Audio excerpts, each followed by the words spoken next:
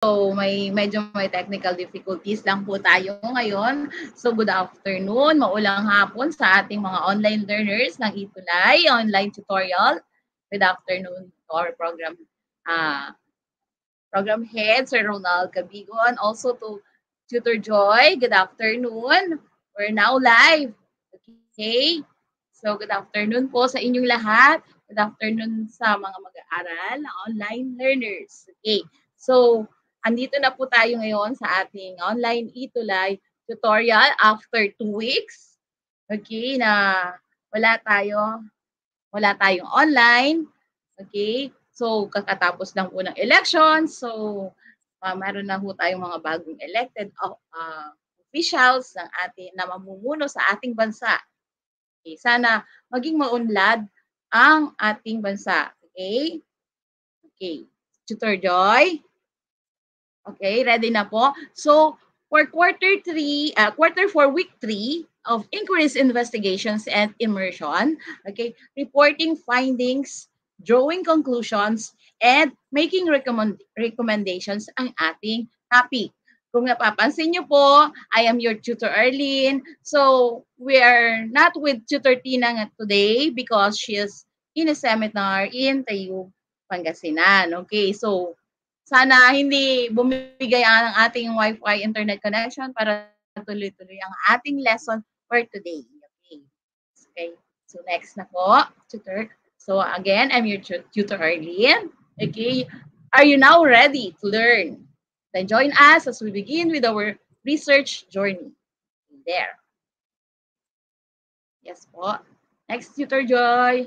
Okay. For our masaliksik na duty of the week, noong week 1, okay, si Darlene Tumampil and Nina Rosel Sevilla. Congratulations sa inyong dalawa for being the masaliksik na duty of the week for week 1. Okay, kung naririnig nyo, ay pumapalakpak din ng mga ulan at kumukulog pa ho. Okay, sana malakas ang internet nating lahat para tuloy-tuloy po tayo. Okay, next po, Tutor Joy. Okay, okay. So, sa liksik of the day, for the month of May is the National Heritage Month. What do we mean when we say National Heritage Month? Ito yung ating mga heritage, okay, according to Proclamation number 439 of series of 2003, yung mga heritage natin na matagal na nandyan pa rin, okay, like mga old churches, okay, dito sa ating bansa, mga deep sea, deep blue sea. Also, we have here in the picture the Banawe rice terraces. These are our heritage of our country that we are celebrating for the month of May, the National Heritage Month, according to the Proclamation number 439 series of 2003. So that is our saliksik of the day. Okay, next po. Dr. Joy. Okay, for learning objectives, we are going to unlock 2 learning objectives. Number 1, define research conclusion. Number 2, okay, draw conclusions from research findings. Okay, so we have 2 learning objectives. Okay, next. Next po. Okay, ayan. Meron tayong crime scene dito. Okay, evidences. We are going to search for evidences sa crime scene. Ano ang nakikita niyo sa picture? Okay? With microscope, looking for evidences. Mayroong nakahiga na babae. Okay? May mga crumpled papers. So anong sa palagay ninyo, mga online learners, ang nangyari? Okay. So dito sa crime scene na to, we are going to look for evidences. Next po. Next slide, please. Dr. Joy. Okay, yan. Too much. Okay, so evidences, there are too much scrap papers on the floor. May photocopier. The time of death is 8 p.m.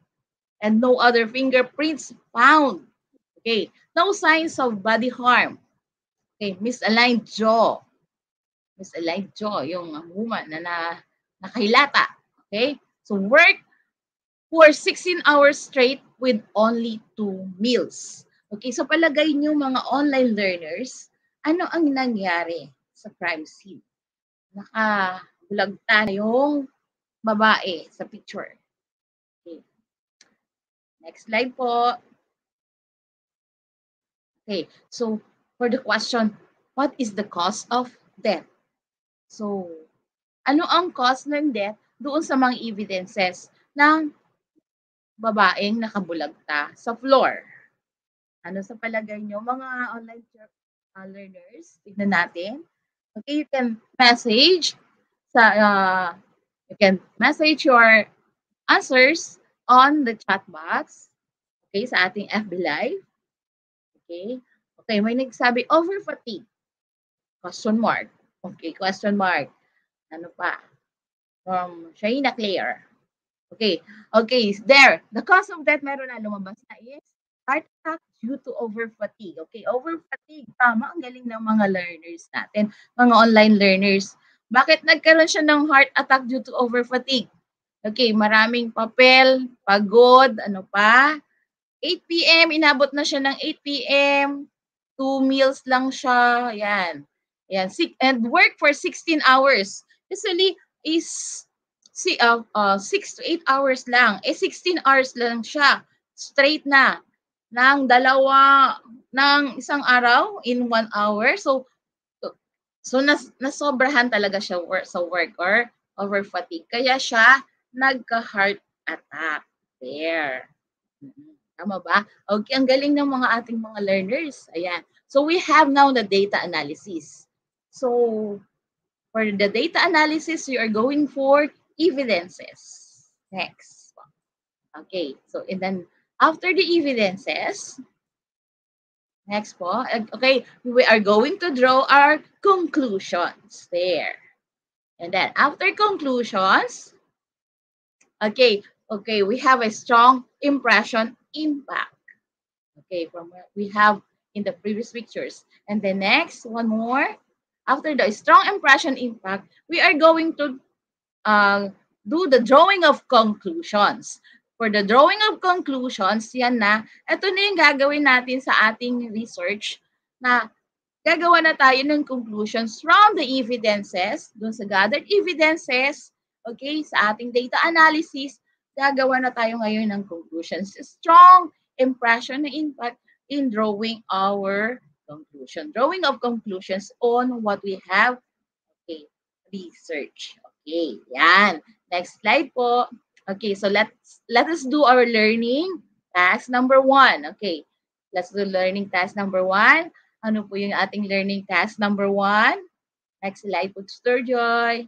Okay, andyan si Tina Dal. Ayun, hindi natin mamimiss si Tina. Tutor Tina, andyan siya. Ang ating Tina Dal. Tina O. Dal. Okay. Next slide po for the task. Okay. So, ito ang fish game. We call this the fish game.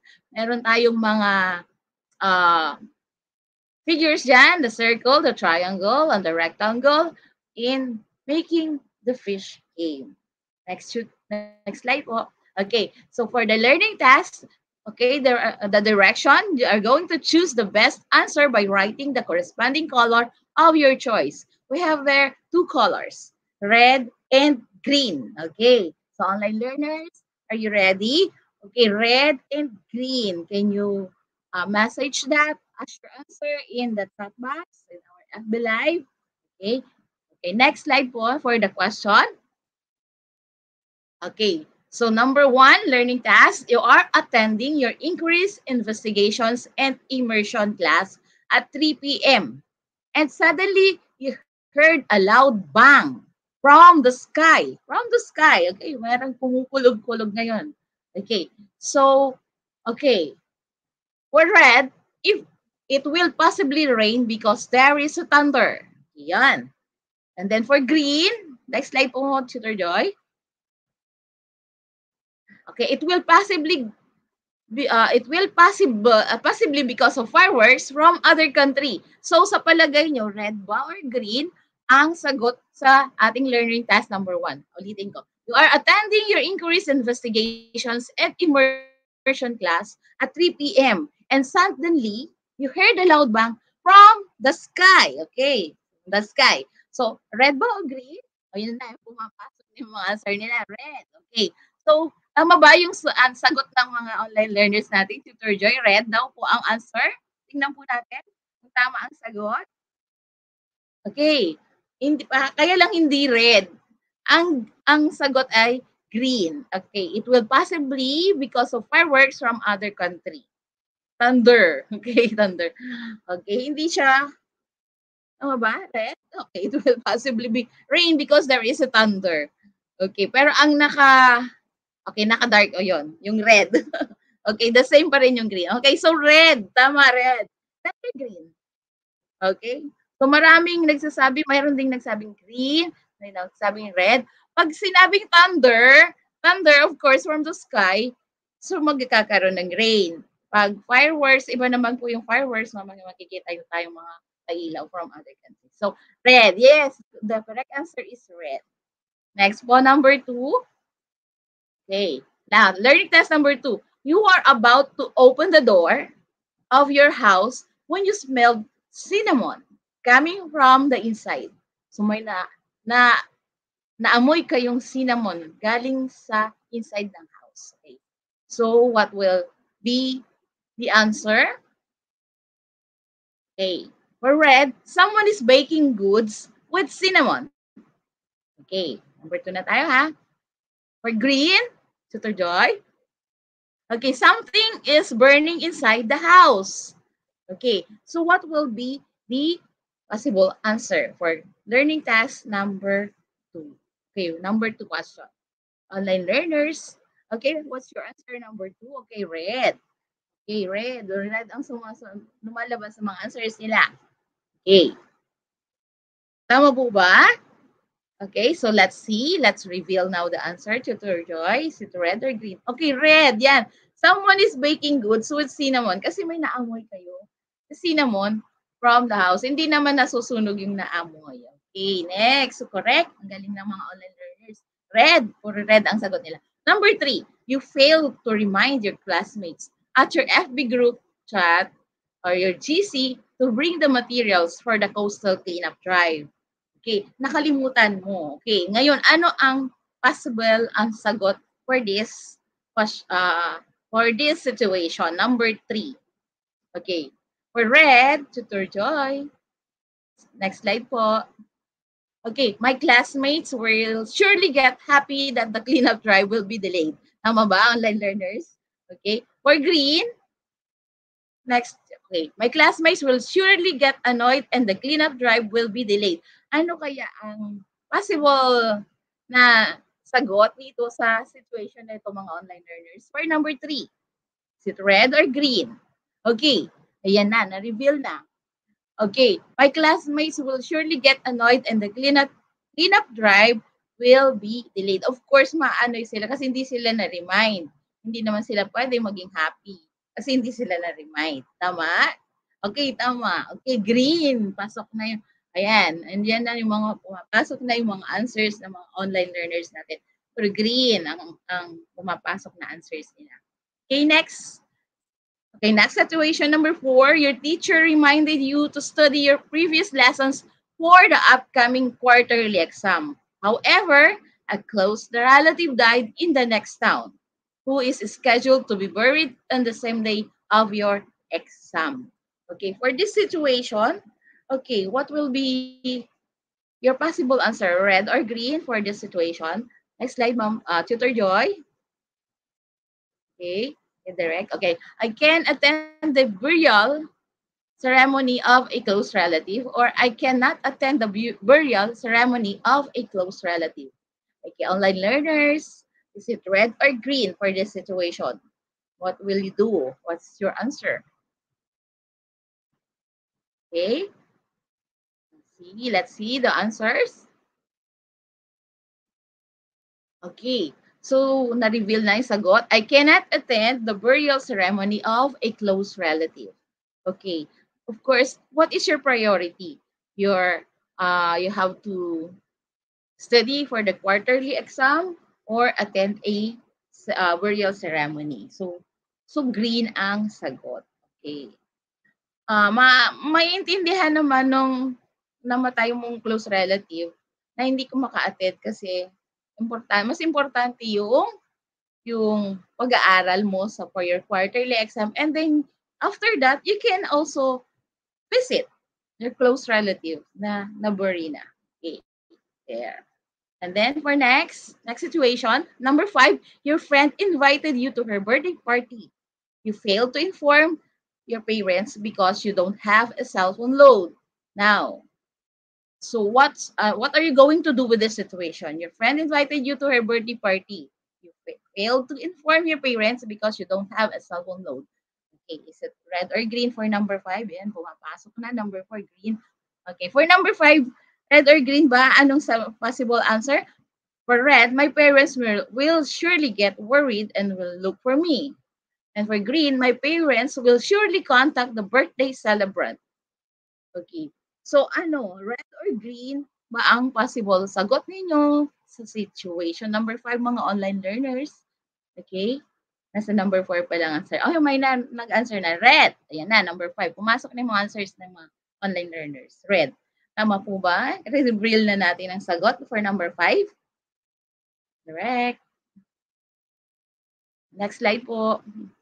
Okay, yan, red. My parents will surely get worried and will look for me. Okay, pag hindi kayo nagpaalam, hindi naman nila i-contact yung my birthday kasi hindi naman nila alam kung saan ka pumunta. Right? Okay. So, dapat magpaalam palagi. Okay. Try to find ways if you don't have a load. Maki-text sa iba. Okay. Yan. Next slide po. Oh, yan. Good job. Tapos na natin ang task 1. So, you are now all task 1 completers ng inquiries, investigations, and immersion for quarter 4, week 3. Okay, next slide. Correct. Okay. So, what is the conclusion? Okay. Conclusion, it wraps up your writing by summarizing the main idea for your readers. And, next slide po. Okay. And this brings your writing to a smooth close and creates well-written answers to your research questions. So with our learning task, okay, may mga situations, okay, na ano yung possible na outcome or conclusion na gagawin nyo. Same with your research, are going to bring to your writing a smooth, close, and creates well-written answers to your research questions. You have your research questions, okay? You gathered evidence, data, and then now you have to reach and make your conclusions in your summary and the last part of your research paper. Now, okay, next po. Okay, so what made you think of those conclusions again? Next slide. Okay, because of the hidden clues or meanings. Okay, so kailangan tayo talaga mapagmasid, mag-observe. Okay, so tingnan magbuti ay yung mga hidden clues and meanings. Okay, in making your conclusions in our gathered evidences and data. Okay, the typical effects of similar causes. So these are your conclusions. And, okay, for the guidelines, okay, we have guidelines, okay, and the research conclusions. So you will arrive with your research conclusions following these guidelines. Okay, so from the start ng inyong research study, of course, okay, meron kayong guidelines. Diba? Step by step, dinidiscuss natin in research 1 and research 2, ano yung mga gagawin ninyo. Okay, una sa topic, yung problem, and then you state your problem, statement of the problem, your hypothesis, and then you make your related literature, review of related literature and studies, okay? And then you gather evidence, data by survey or making your questionnaires, and then, okay, you have your data now, and then you make your summary, and then your conclusions with the gathered evidences in your research data. Next slide po. Okay, so for the characteristics of a good research conclusion, according to Prieto et al. In 2017, okay, conclusions must include inferences, deductions, abstractions, implications, interpretations, general statements, and or generalizations based on the findings. So ayan na, andyan na. Yung magko-conclude na tayo from our inferences, nagdidag tayo from general to specific, mga abstractions, yung abstract natin, mga implications, ng mga research na-research natin, na mga na-interview natin, sa survey natin. Ayan, mga implications and interpretations of data table. Pag nagawa nyo na siya ng data table, okay, yung kung ilan yung mga respondents niyo, okay? And then you make your general statements, okay? Ano yung general statements nyo dun sa result ng inyong data table, sa inyong mga surveys, okay? You make your generalizations based on your findings. And next slide po. And conclusions should appropriately answer the specific questions raised at the beginning of the investigation in order that they are given under the statement of the problem. Okay. So meron kayo yung statement of the problem na guide, okay, in making your conclusions. Okay, sasagutan nyo na ngayon yung statement of the problem nyo based on what you have gathered in your surveys, on your data, and then you are going to make your data tables, okay, mga computations, okay, or quantitative, okay, and then yan na yung gagawa nyo ng conclusion and interpretations. Okay. Next slide po. Yan. Another characteristic of a good research conclusion, conclusions should point out what was factually learned from the inquiry. Okay, you should point out what was factually learned from the inquiry. Ano yung lumabas na data nyo sa survey nyo? Ano yung mga responses ng mga respondents? Yung factually learned, okay? Doon sa inyong population, doon sa inyong respondents. Okay, so dapat yung actual talaga, factual. Okay, factual. And next, number 4, characteristic of a good research conclusion. Next slide po. Correct. Ayan. Conclusion should be formulated concisely, that is brief and short, okay, yet they convey all the necessary information resulting from the investigation. Okay, so formulated concisely, brief and short in just one paragraph na nandoon na lahat, or one or two paragraph, andun na lahat na nagko-convey yung mga necessary information resulting from your investigation. Okay. So, andun na. Conclusion na nga. So, kahit isang paragraph will do. Okay. Next po. Next slide. Okay, yan. Ayan. Tapos na tayo sa ating fish game. Okay. Now, so, na-discuss na natin ano ang conclusions. So, let's go to learning task number 2. Okay. We have true or false, payong o kaya circle. Tama-tama yung payong, mamuulan. Okay. Direction, write the shape. Okay? Okay, so hanapin nyo yung shape dyan sa mga stickers dyan sa online nyo, sa yung cellphone, mga online learners, which corresponds to your answer from the choices given. Use a separate, you can also use separate sheet of paper. But you are going to message me. We are online, mga online learners. You can message yung umbrella and circle. Okay, doon sa mga GC natin, pwede kayong magsulat din sa papel and submit that, picture that sa inyong subject teacher. Okay, so let's see the learning task number 2. Number 1, okay, in writing a research conclusion, avoid merely summarizing the results. Okay, is it, okay, next slide po. Okay, is it true for umbrella or false for, okay, ang sasagot nyo dyan is circle. Okay, pwede nyo na lang i-type ang true or false. Kung hindi nyo mahanap yung umbrella at saka circle na sticker. Mga online learners, okay.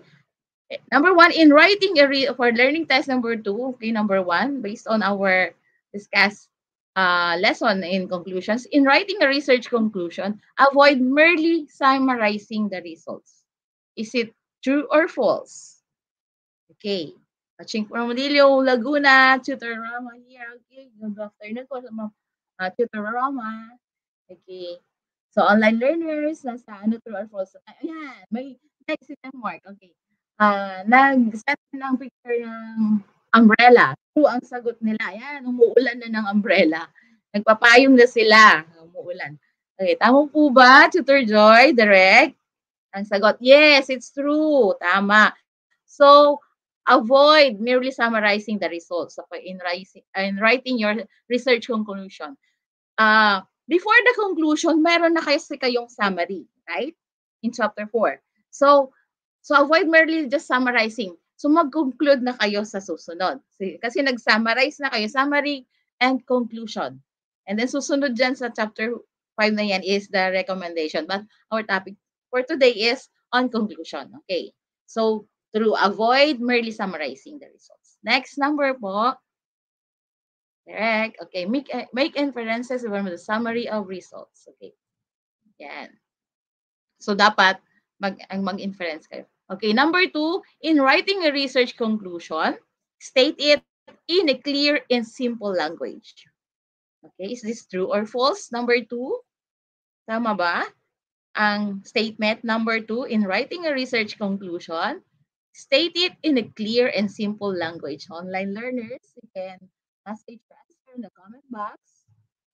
Like and share na rin po ang ating episode for today. We have 31 online learners. Okay, for number 2, umuulan ng payong. Okay, true. Tama po ba ang sagot nila, mga online learners? Correct. Yes, it's true. Okay. So in writing a research conclusion, state it in clear and simple language, yung maiintindihan ng magbabasa.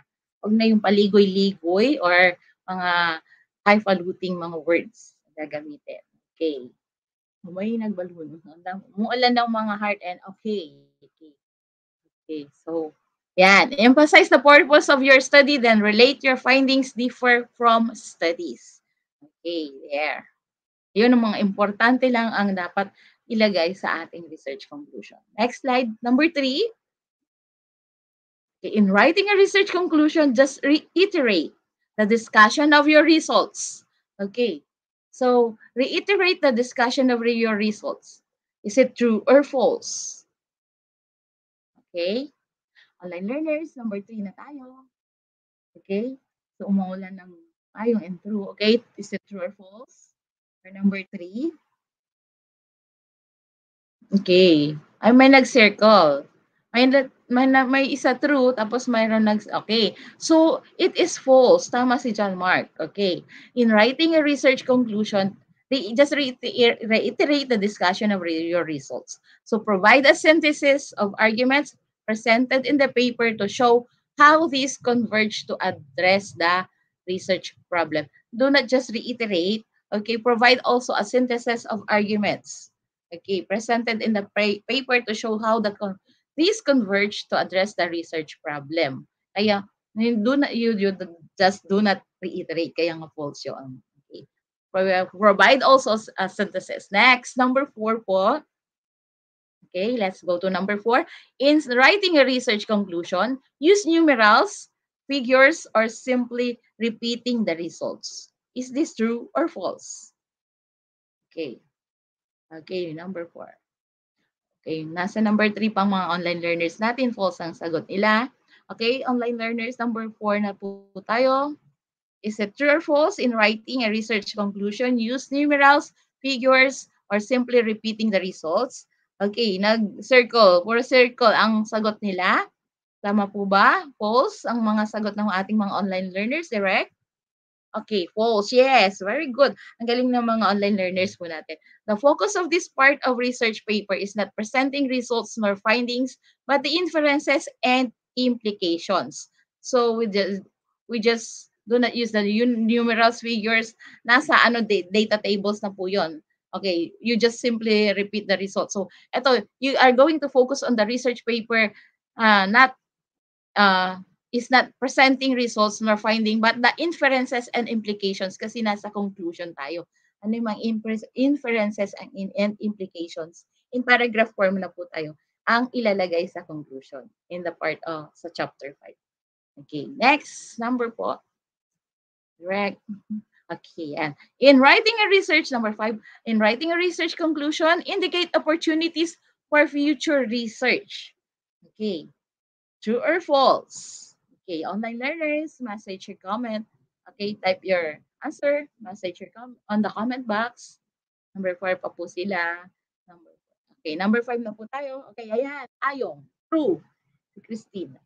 Ayan, true, true, true. So tama po ba? Reveal na po natin ang sagot for number 5. Okay, it's true. Okay, so indicate opportunities for future research. Para din sa mga future researchers yan. Nababasahin sa in writing your research conclusion. Okay, tama. Yes. Tama po, direct. Next slide po. So, highlighting the need for further studies provides the reader with the evidences that you have an in-depth awareness of the research problem. Okay, in-depth awareness of the research problem. So, i-highlight niyo yan for future reads. So, good job! Ang galing-galing ng ating mga online learners. Okay, task to completers na sila. Okay. Kaya lang, practical research. So, hindi na palitan. Okay. So, good job tayo. Okay, a big round of applause. Task 1, completer and task 2 completer ang ating mga online learners ngayon, mga learners, okay, for increased investigation and immersion. Yan. Congratulations. Okay. Direct. Okay. So, na-unlock mo natin ngayong araw ang dating mating mga learning objectives na dalawa. In define research conclusion and draw conclusions from research findings. Yan, na-unlock mo na po natin. Galing. Tapos na po tayo sa ating one. Okay, now we have the Masaliksik task of the week. For the direction, you visit your library or surf the internet for 5 free and available research papers. Okay, analyze how did the authors crafted their conclusion and supply your answer on the space allotted. Okay, so you read at least 5 free available research papers that you can visit at your library. Open na siguro yung mga school library. Meron na tayong mga expanded face-to-face learners na pumapasok. So, you can visit the library and see yung mga research papers na available at your library that you can read and analyze how did the authors crafted their conclusion. So, you have an idea and then supply your answer on the space allotted. Okay, next slide po, direct. Okay, ito yung gagawin niyo for mga saliksik tasks of the week. Okay, on the first column, you are going to write the research title. 5 research title that you can read at your library. And then, take note also on the second column, the author and date published. Include website if sources is from the internet. Okay, and then the last column, the third column, analysis of the research conclusion. Right, okay. And then you can send that on this website. Okay, andyan yung website. Gawin nyo yung table. Okay, you can screenshot sa ating FB Live kung hindi sure nyo sa makopya kaagad yan in a paper. And then, andyan na rin po, screenshot the website na pagsasubmitan nyo ng inyong masaliksik task of the week for weekly. Okay. Correct. Next slide. Okay, there. They are all now certified masaliksik. Okay, mga online learners natin. Okay, meron pa tayong 25 online. Okay, like and share lang po ang ating lesson for today, ang ating episode para mas maintindihan ng ating mga co-learners, mga online learners, and then we are our references, okay? Para yung mga nahihirapang mga kaklase ninyo, mga learners about the research, okay, you like and share. And then, meron tayong mga references kung nahihirapan sila.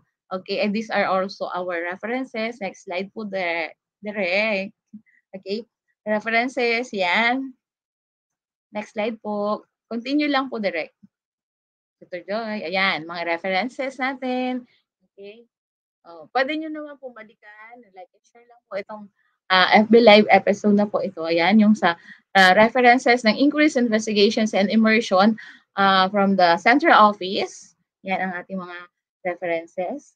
And okay, together with Tutor Tina and also our direct for today, Tutor Joy. Okay, at tapos na po ang ating episode for today. Sana by next episode, next Friday, magkasama na kami ni Tutor Tina. The last time siya rin mag-isa, ako ang wala. Pasensya na ho, recognition ng anak ko ng sa PMA Baguio, I have to attend. Okay, na upang ang kalaman ay maging siksik, umaapaw at itik, tayo ay manaliksik. Okay, so research is the key to all problems. Until next time, I am your tutor Arlene from SDO Pangasinan 2. I would like to thank also our SDS from the Pangasinan 2, Sir Danilo Sison, our ESDSS, and our principal, our sister principal, Sir Nazareno and Sir Rolly Mayugba. Thank you very much for this opportunity. Until next time po ulit. Mga online learners, mga students, okay, sana wag kayong tumigil sa pag-research because research is the key to all problems. Okay. Maraming salamat. Okay, so until